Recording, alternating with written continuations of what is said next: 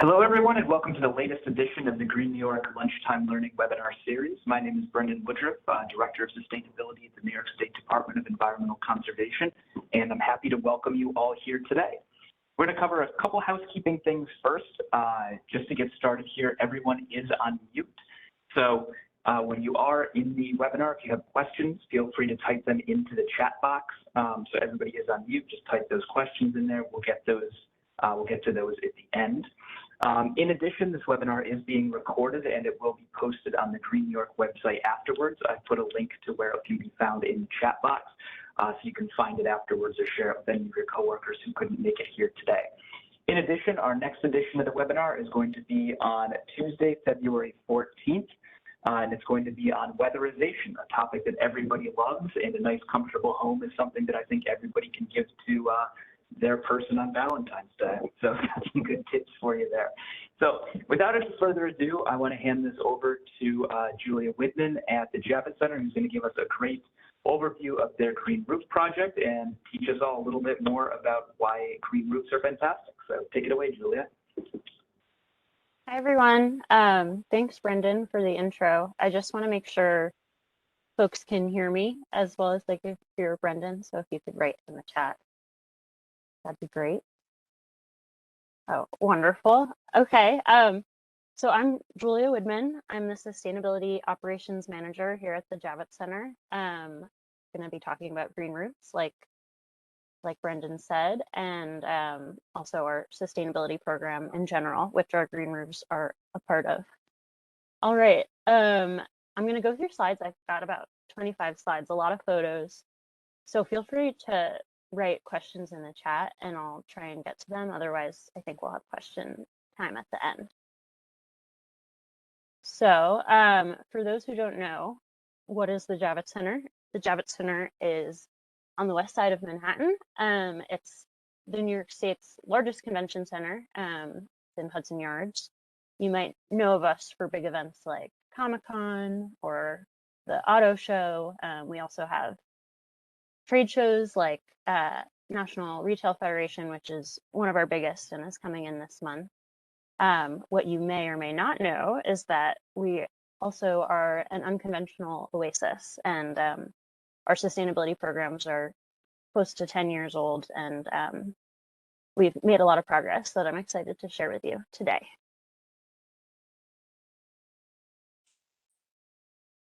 So the Javits Center's doors first opened in 1986.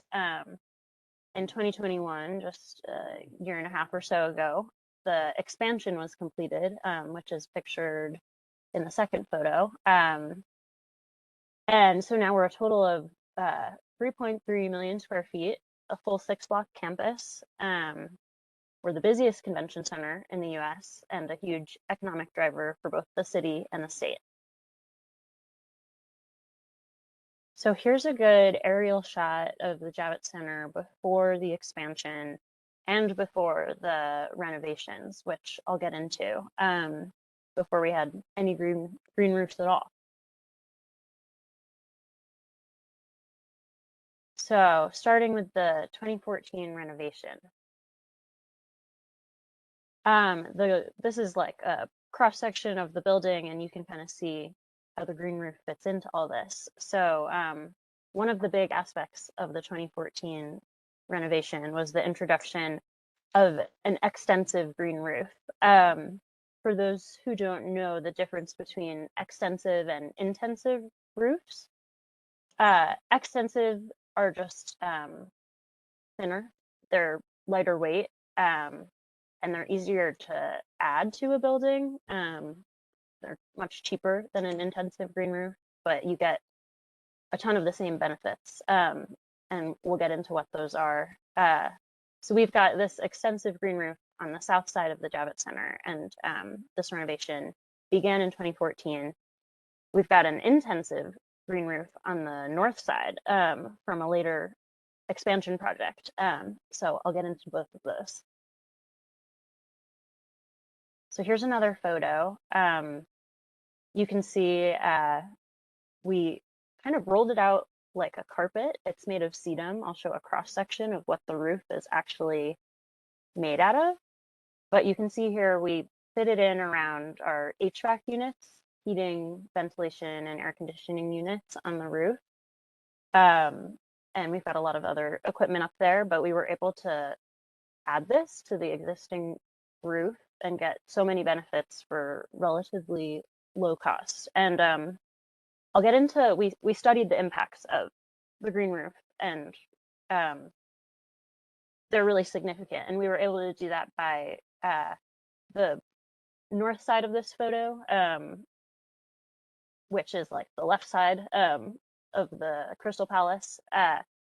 We installed that first, and the other side was still left as the blacktop roof. So we were able to compare and contrast. We had like a control and an experimental group, so we could really see the difference that it had. So here's a little cross section. I think an extensive is under 5 inches. I could be wrong about that exact number, but this is showing what we rolled out onto the roof. And in a couple slides, you'll see what that process looked like. The roof planting plant species is called sedum. We have several different types of sedum, and a few have really thrived and like taken over some of the others. It's done exceedingly well, and we've had benefits from stormwater mitigation to increased biodiversity to temperature decreases and insulation in the winter, and so much more.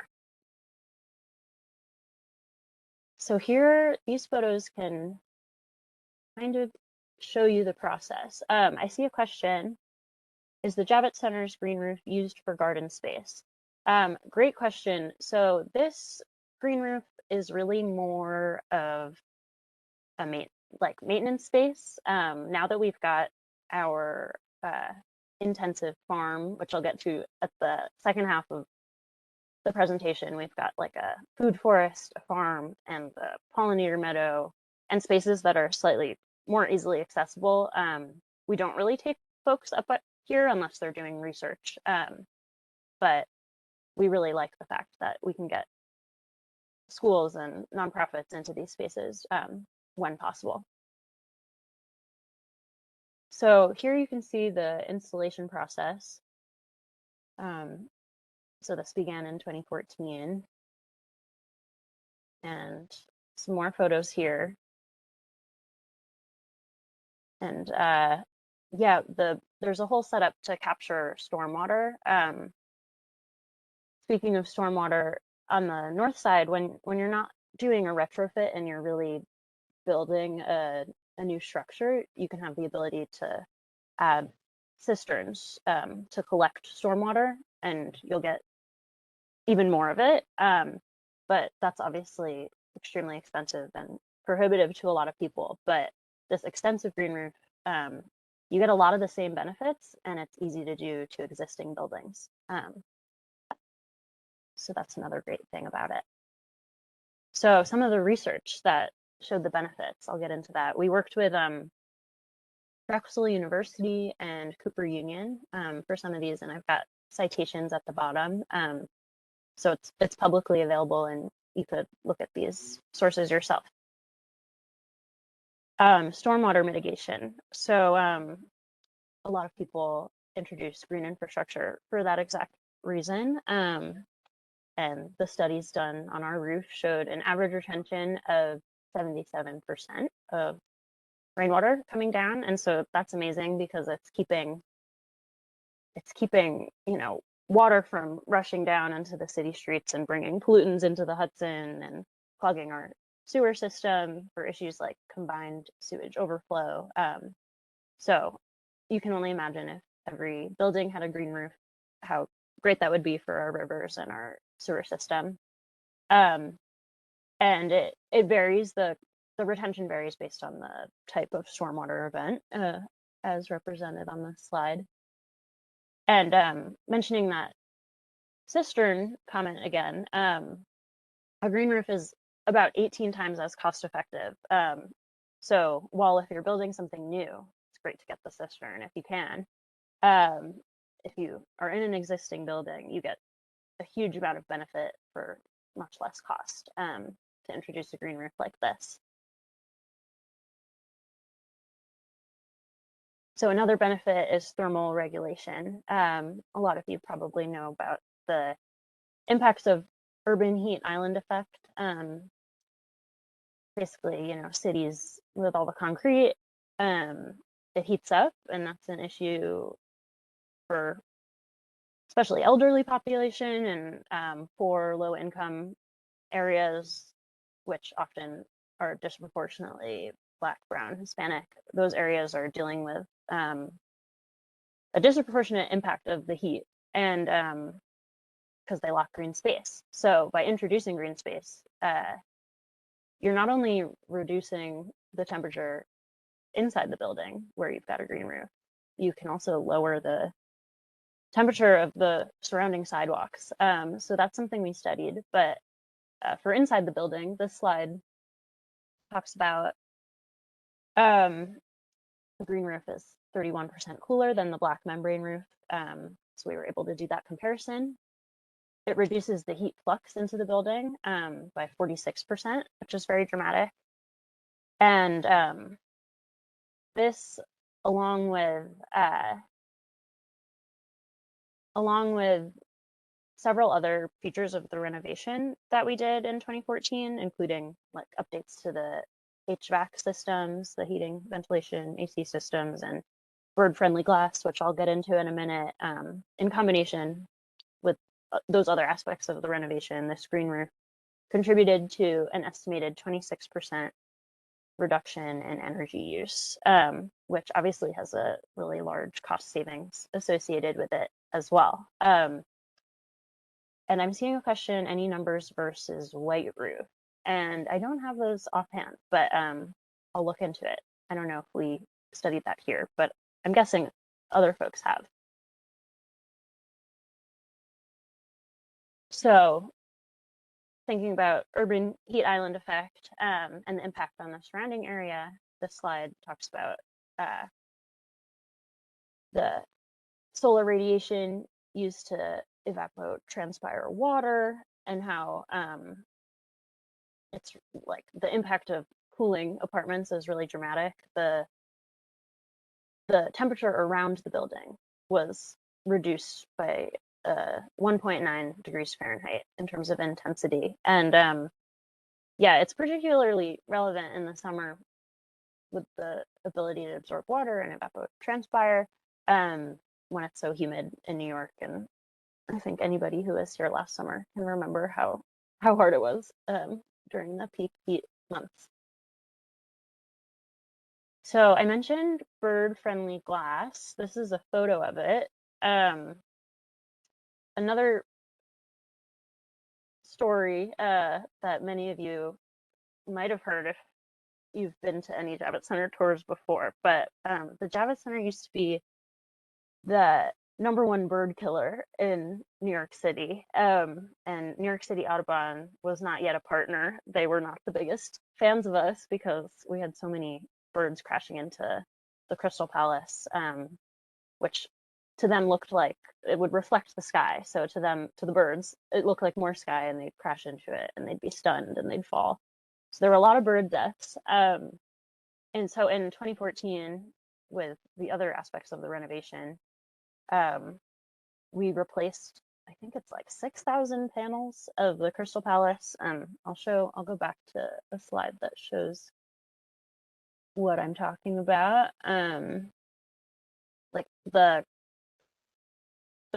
glass area represented in this photo, all of the glass was replaced with bird-friendly glass. And what makes it bird-friendly are these little dots, which are sometimes called frets, and they're made of porcelain. And basically, they just make it clear to the birds that there's structure there, and it's not more sky. And it really works, which I've got some info on the next slide. New York City Audubon, when we introduced the green roof and we did the renovation for bird-friendly glass, they became a really a great partner, and they've studied the impact of these things. The bird-friendly glass reduced bird deaths by over 90%, which is really amazing. And having the green roof, like pictured behind this herringull in the photo, that we've created like nesting space and foraging space for all kinds of birds. And the success of that program here and the dramatic reduction in bird deaths helped pass the local law 15, which requires bird-friendly glass on all new construction in New York City. So that's a really great story about the impact of this roof and that renovation project, and how we were able to influence local policy and show what's possible. What contributes to the remaining 5% of bird deaths?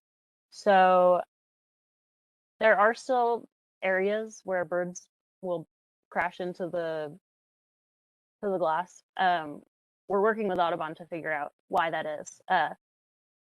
There are certain regulations around which places can be replaced with it. Like certain doors need to remain translucent without the bird-friendly aspect, but it's so much fewer than it was before, like dramatically so. So the bird picture here is a herringull.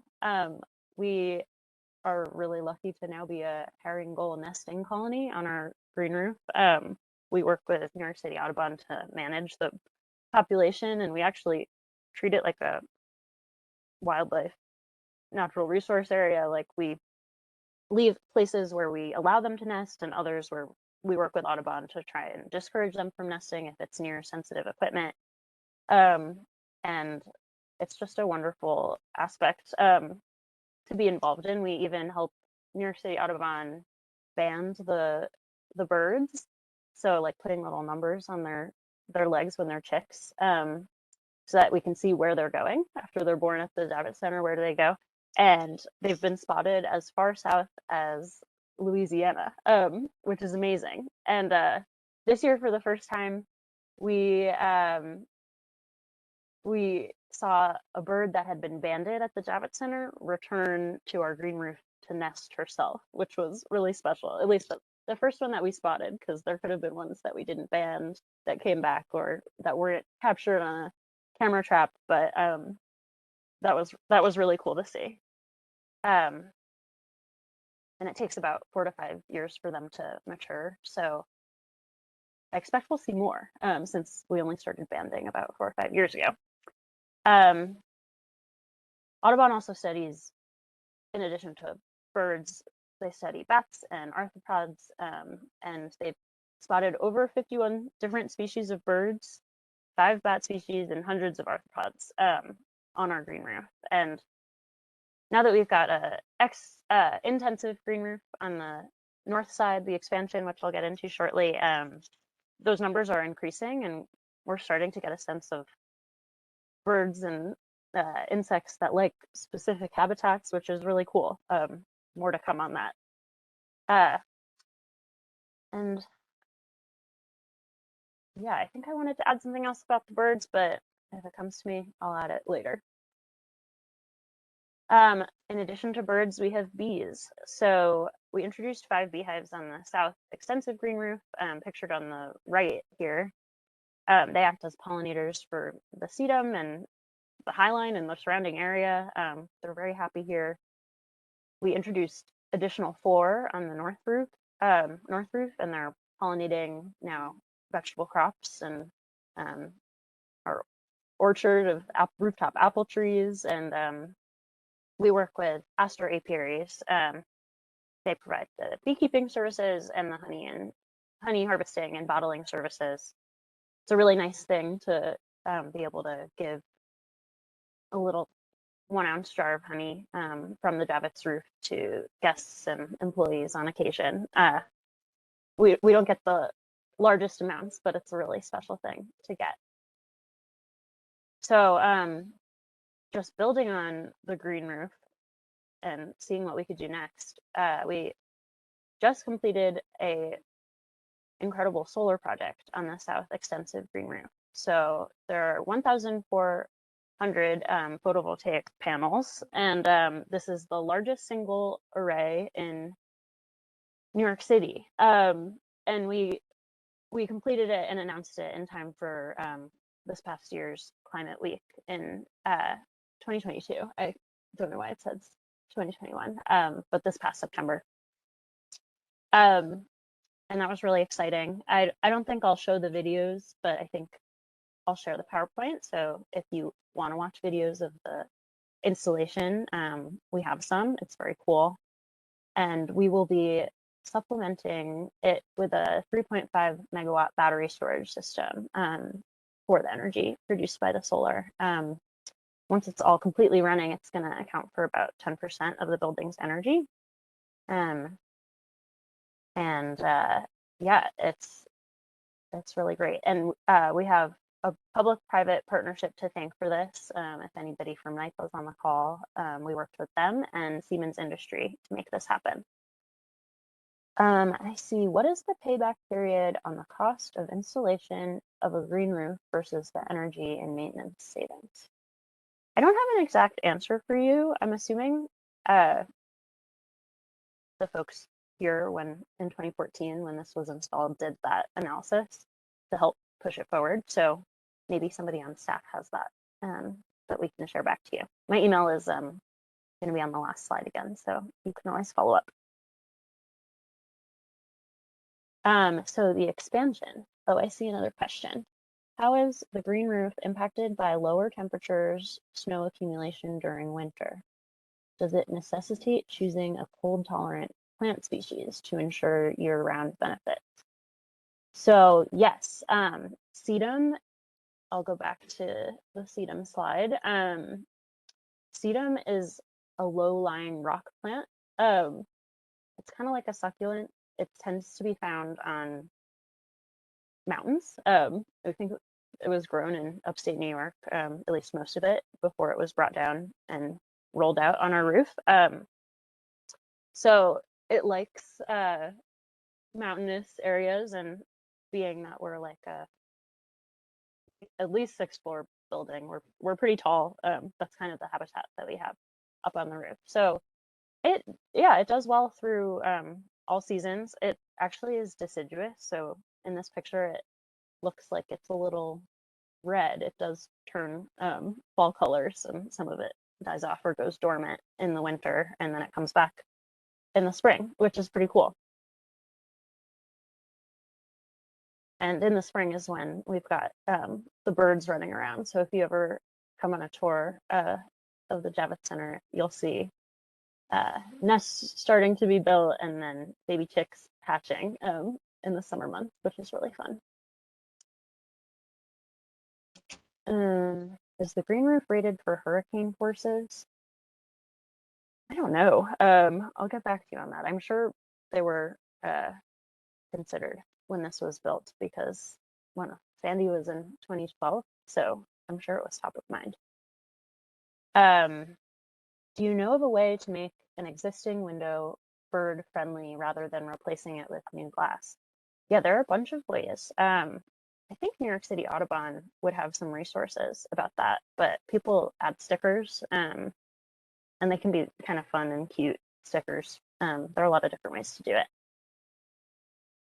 So this is an overhead shot of the expansion roof. So at the bottom left corner is the transformer building. Then above that is the food forest, which began as an orchard, and I'll get into that. And then north of that is the West Terrace, as we call it. And this whole area to the left of the farm, and somewhat including the farm, is an event space. So when events or conventions are like renting out the space, they get to appreciate the benefits and enjoy the farm and the orchard and be amongst the plantings that we've introduced. Oh, I see an answer from Alan Steele, CEO of the Javits Center, about the ROI for the green roof installation. And he said it ranged from 12 to 20 years, too many variable factors to be more predictive than that. And the estimate on solar is 7 years. Solar canopies are fully tested for storm resistance. Thank you, Ellen, for adding that in. So yeah, this is an introduction to the intensive green roof that we did. And so what makes it intensive is that we've got like much more soil depth, and it's built to carry the weight of that soil when wet. So in the orchard side, it's actually 3 feet deep, really significant, but we've got apple trees and pear trees and a lot more growing over there. And then on the farm side and in the pollinator garden and shade garden, we've got a soil depth of, I think, between 12 and 18 inches, which is still really significant. And then you've got the weight of the vegetables growing on top of it. We've also got a rooftop greenhouse, which you can kind of see in this photo on the upper right, as well as a rooftop composting system, which is on the very upper right corner, and the beehives besides that. I see a couple questions. Maintenance, how many staff are required for upkeep and maintenance? We work with a lot of different groups. At the end, I have a slide that references all of them. I don't think I could get a count for you offhand, and it also fluctuates with the season, but I could count it up and get it to you afterwards. But during the summer months, we definitely have more staff helping with maintenance than in the winter when things are a little more dormant. And no, most of them work full time and they're contracted. Yeah. The roofs hold up well to snow and wind, and we have gotten a lot of snow and wind. That's a good question, and maybe next time I'll add a photo of we had a crazy snowdrift next to the greenhouse last year, which looked very cool. But yeah, everything held up great because our architects and construction folks did a great job. So the farm at the Javits Center is operated by Brooklyn Grange. They're expert in sustainable farming on rooftops. They've got farms across New York City, and they were chosen for their emphasis on sustainable farming to do the maintenance of all of these areas. So a quick by the numbers. What I'll say also is the farm is relatively new. In October of 2021, we put seeds in the ground for the first time. And then the orchard was planted around that time, and then the food forest was added the year following. So last April, and last growing season was our first full growing season. So we've yet to update some of these to reflect what actually happened, and we'll need more years to compare data over time to say what the average is. But all of this area combined is a 1 acre farm producing up to 40,000 pounds of produce per season. We've got a 3,500 square foot all season greenhouse. So you can kind of see the greenhouse more in the photo on the upper right here. And this is the first winter where we've got our hydroponic system all up and running. So we're growing plants in a soilless system. And we're utilizing vertical space in there too. So before the holiday break, we had our first official harvest there for use in the kitchen. And I think we got like 60 pounds of greens and herbs, and we'll be getting that regularly from now through March and April. March and April is when the field will start to be growing in earnest, and we'll start to use the greenhouse for starts for the outside. But the idea is that the hydroponic will be functioning year round, and it can supplement the field, the outdoor area in the winter months. The orchard is on the upper left on this slide, and so that was first introduced with apple and pear trees, and then there was the idea between the sustainability team here and Alan and Brooklyn Grange to see what else we could do with that space. And the idea was to create a food forest. And basically that's mimicking the ecology of a natural forest. And so we added shrubs and herbs and clovers and vining plants and mycelium or mushroom to kind of make it a full ecological system. And that helps it to be more productive and require less maintenance. But we'll see the impacts of that over time. We did get, I think it was like 450 pounds of apples last season, which was really amazing. And it's all no spray, so no pesticides, no artificial fertilizers, and like no waxy coating. So the apples were really good. Would recommend. I mentioned the 4 additional beehives and the honey. We've got the 2 underground cisterns. So in building for what we knew was going to support a farm, we were able to plan for stormwater collection. And so there are 2 underground cisterns that can collect up to 344,000 gallons. And that's pretty cool. We've also got the 5,000 square foot pollinator meadow. So that is the bottom right photo. It's part of it's like accessible in the event space if you were to book the West Terrace of the pavilion at the Javits Center for an event. And it's got an emphasis on species native to the Northeast. So we're attracting native pollinators, beetles and butterflies and all kinds of critters beyond just the bees that we have with our beekeepers. Because all kinds of critters pollinate our crops. So it's been doing a great job in attracting lots of different species, and Audubon is helping us to study what those are. I've seen a couple questions. Let's see. Weight structure on the roof was tree growth over time factored in as density. Yes, for sure. We had somebody who used to work with New York Green Roof. So yeah, I've got them as a thank you. They do the maintenance on our extensive green roof. Fun that you saw the seagulls. We have had invasive species, for example, the spotted lanternfly. So we're following the guidelines set by the state. I think Green New York sent something out that we then translated and sent around to our staff. And the farmers have been very helpful in like implementing it, not wanting to see any trouble on the farm. But honestly, they haven't yet seen impacts to plant health, but they've just seen a lot of lanternflies. Anybody who was in Hudson Yard last summer saw a lot of lanternflies. Yes, all the produce is used in our kitchen for the most part. So all of the food is grown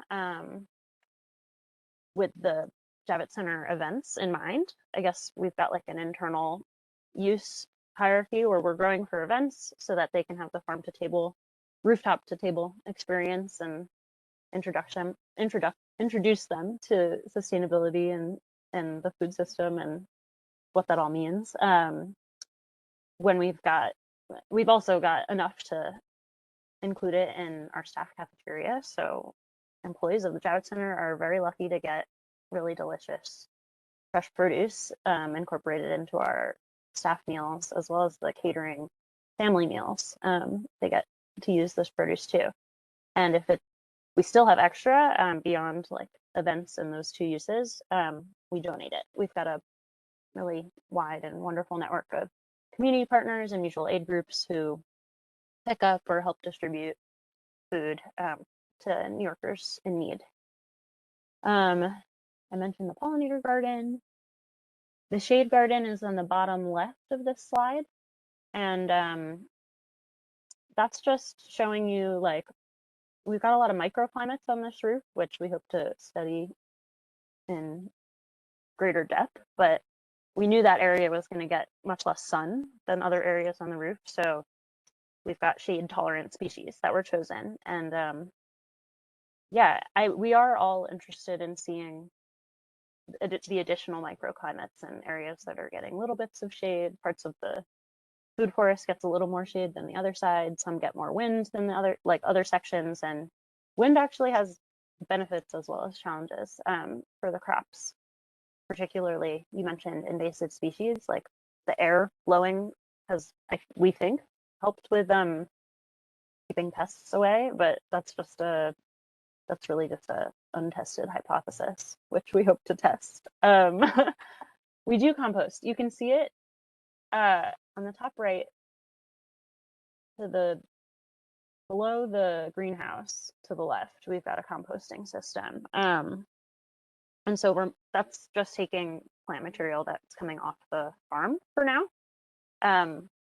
We send out our compost from the rest of the building for food that we're bringing in that's not coming from the farm, because we're a giant convention center and we have to purchase beyond what we can grow. And so for that compost in the kitchens, we send it out to a composting facility. Have green roofs been installed on pitched roofs, or do you need a flat roof? Ours are all flat roofs, but I mean, just from like following the industry, I've seen them on pitched roofs.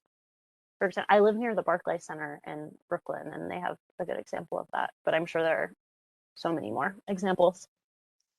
And then we've got a bunch of native planters. So little mobile planters, some of them have set locations, and when the outdoor space is used for events, it'll be like peppered with native plants of flowers and lots of other kinds, which add benefits to the farm too. This group probably knows about integrative pest management, where certain species of flowers attract bugs that eat bad bugs, or bugs that would be going after the crops. So we use that strategy too. So thanking our green roof partners, we've got New York Green Roofs, who I mentioned, New York City Audubon, Astor Apiaries, Brooklyn Grange. Cultivated is the name of our in-house catering and experience partner, and we work really closely with them, connecting them to the farmers and working on crop plans together. So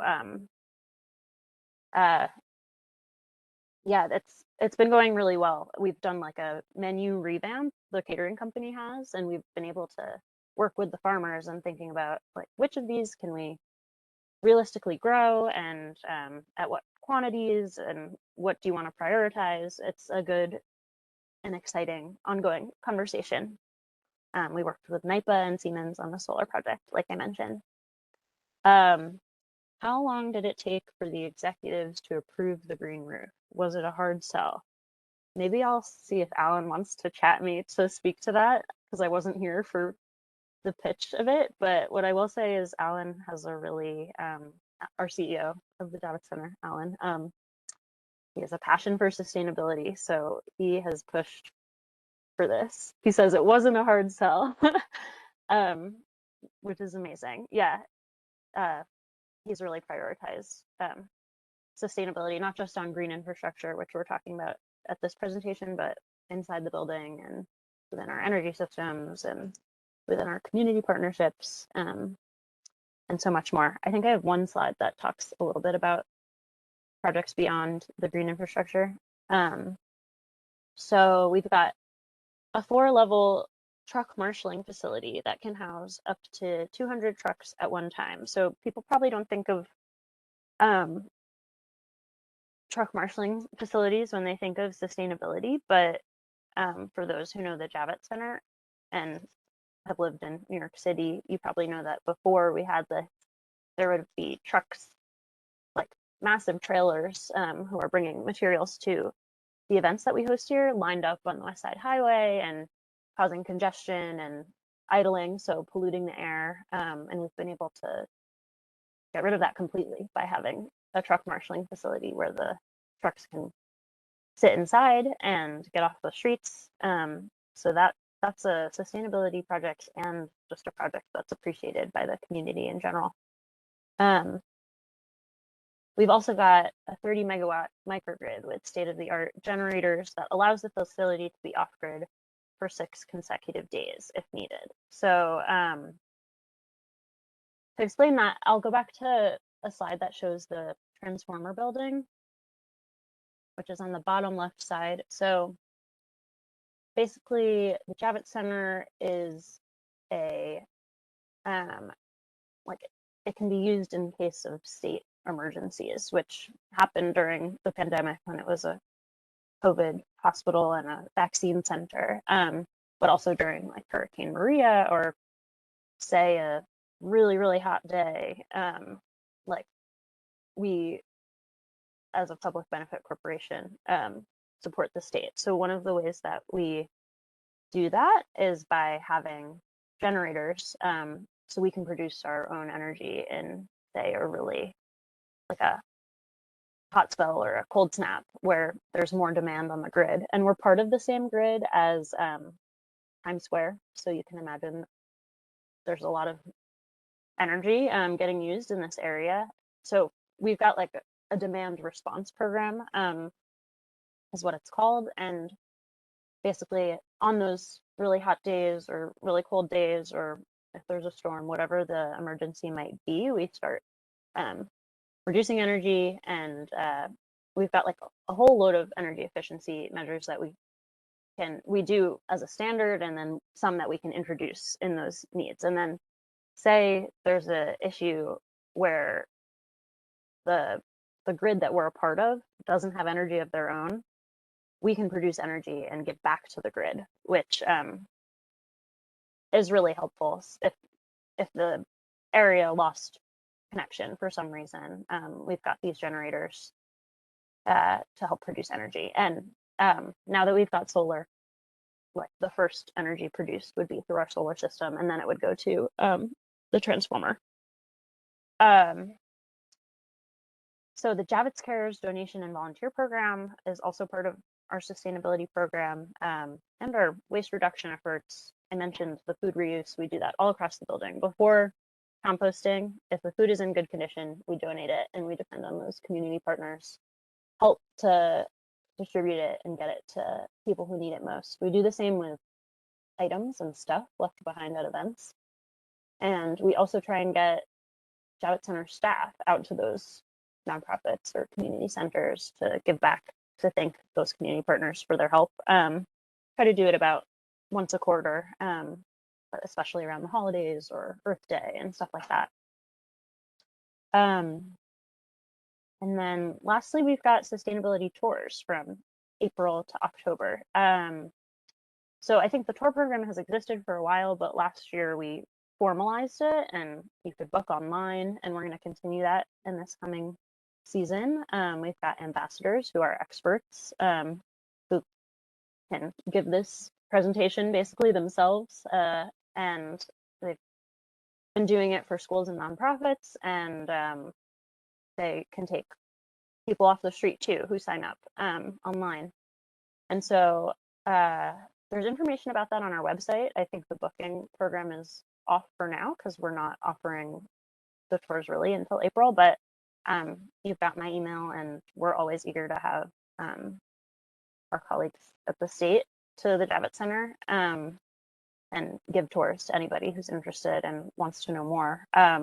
We did that during the Nest Summit campus, which was during Climate Week last year in 2022, and